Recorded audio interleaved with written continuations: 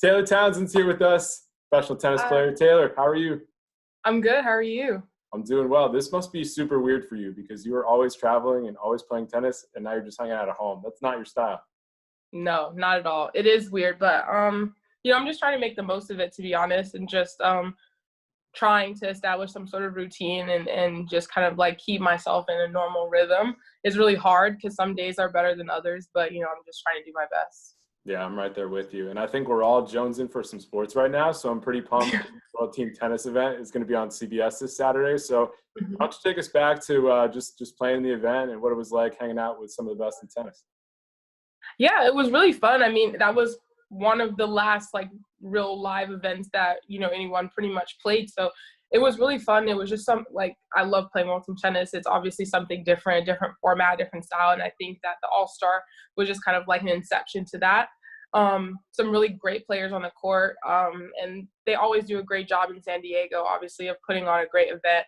And the crowd was amazing. It was sold out. So it was really fun just to participate in something like that, and obviously something a little bit different prior to the actual season of World Team Tennis. You've been doing World Team Tennis for a few years now. What's been the best part of that experience so far? Yeah, I just think that for me personally, it's great just to continue to play. For sometimes, you don't really do well in Wimbledon, or maybe not get into doubles, or don't go really far in singles. So you have some weeks where you're just kind of like waiting to play. For me, it's great that I'm able to kind of stay on court and stay in a competitive environment, but with something a little bit different than your average, like everyday kind of thing. So, yeah, I mean, I enjoy just competing all the time.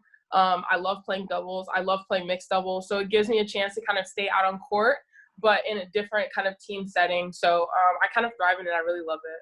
That's awesome. And reading up on your story, it seems like tennis has always been a part of the equation. You come from a tennis family. You're doing it since you were younger. Like, what do you remember when you first got going with tennis? Yeah, my mom played until she was 8 months pregnant with me, and Wow. my sister, yeah, and my sister, she played for a couple of years before I did. So I was always kind of like around on the court while she was getting lessons, and it made me mad. So when she would be hitting, I would like pick up balls and like throw them at her so that she can, because I was like, if I can't play, then no one else can play. That's messed up, but it is what it is. But yeah, so I mean, that's kind of how I started. I've always kind of been around, and my coach that I have right now is the first person who taught me how to play. So it's really cool to be able to have someone that you're so close with that taught you and kind of developed and structured your game. So yeah, I've always kind of been around it, and I grew up with Donald Young Jr., so watching him and his career kind of evolve from a young age as well. So, I've always kind of had it around. But yeah, I mean, that was kind of like my start into tennis. What do you remember about Donald as a young player when you guys were kids? Oh my gosh, he was so mean to me. Really? Why? He always hit me.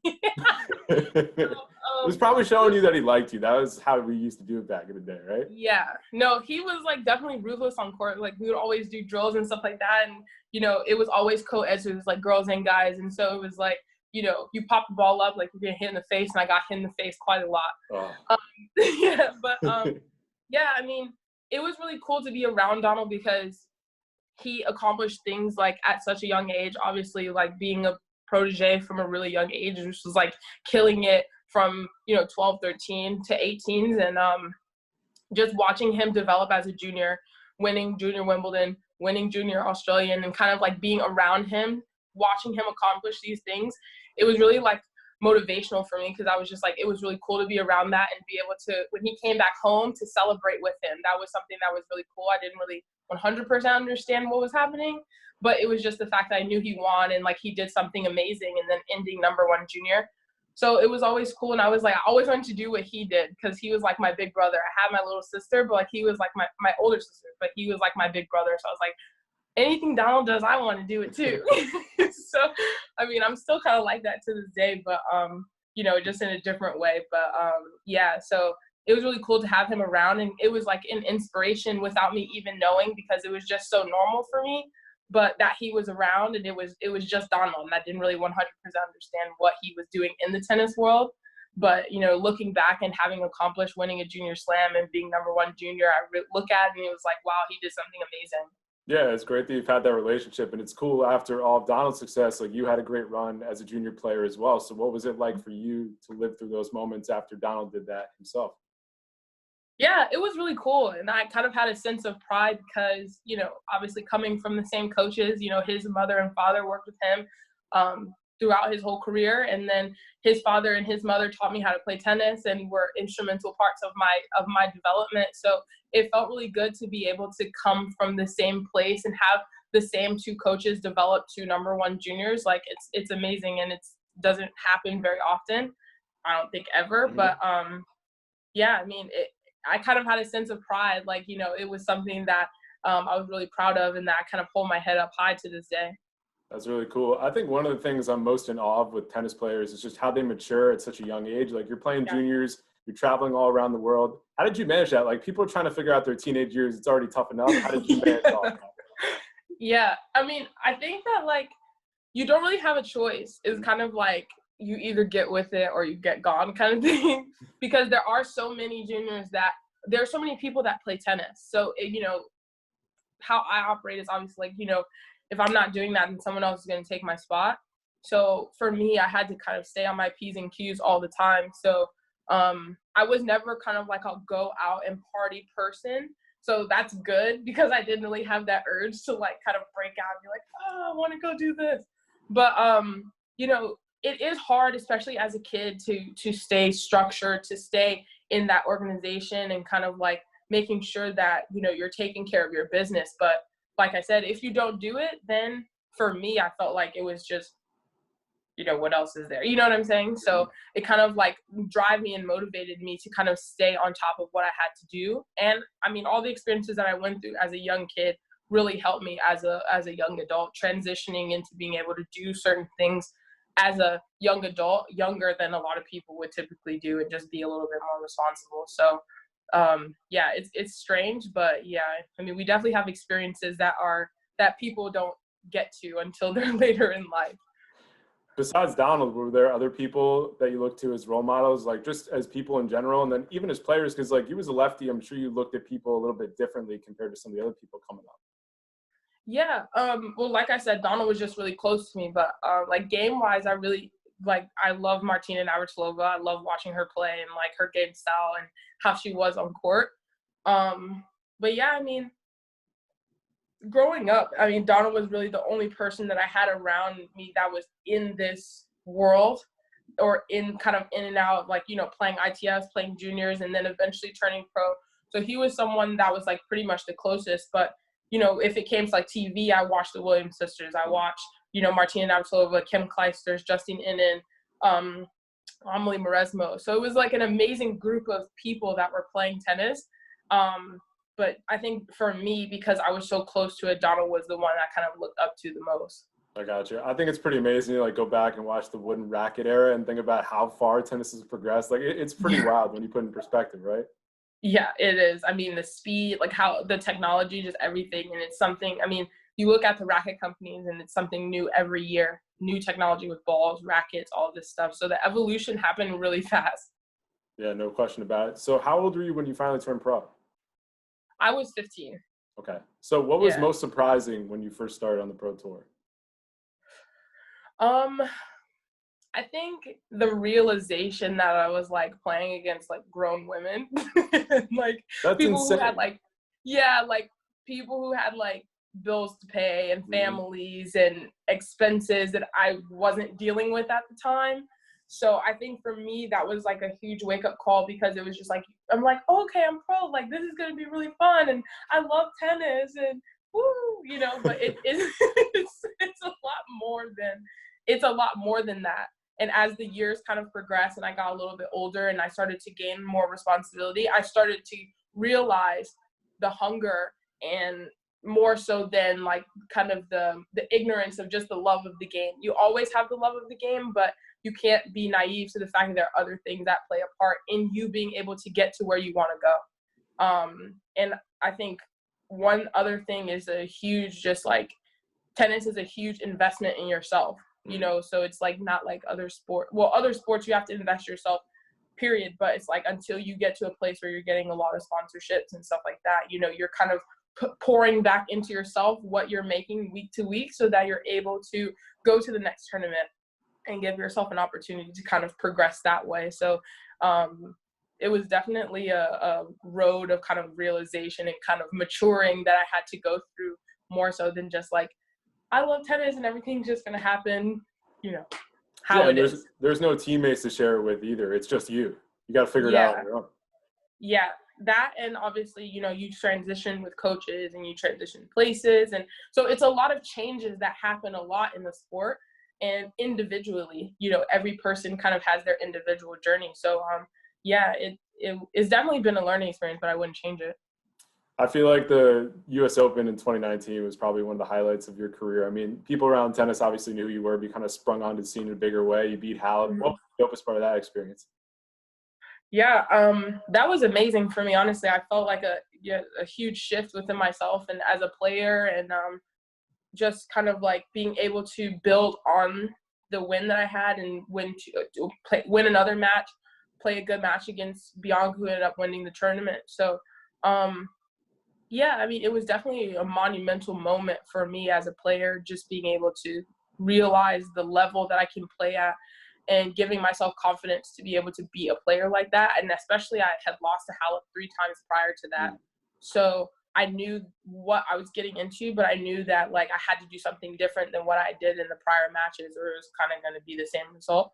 So, it was really amazing. But I mean, I got a lot of confidence from having to qualify and squeak out 3 matches. I was down, I was 2 points away from losing the match in my last round of quali. So I think I kind of gained a lot of confidence from those matches and going into the later in the tournament.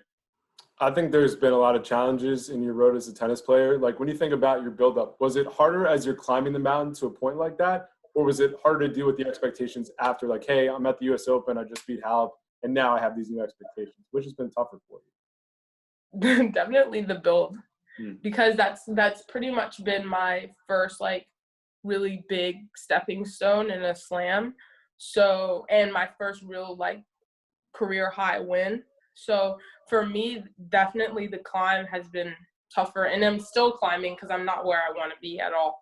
That was just a stepping stone, I think. But the climb has been really tough because it's just been a lot of ups and downs, a lot of times when I wasn't sure, kind of just battling myself, battling expectations of others, and just all kinds of things that you go through from the time that I pretty much turned pro and even prior to that.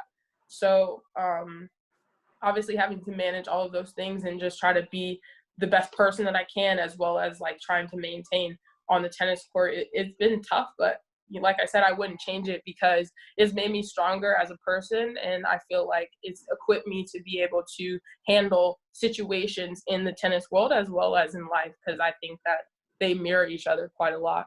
Yeah, I think that's the beauty of sports, is that you overcome things in your career and you're like, all right, I got this tough situation in my personal life. Like I have something to reference here. That's definitely a big help, I'm sure.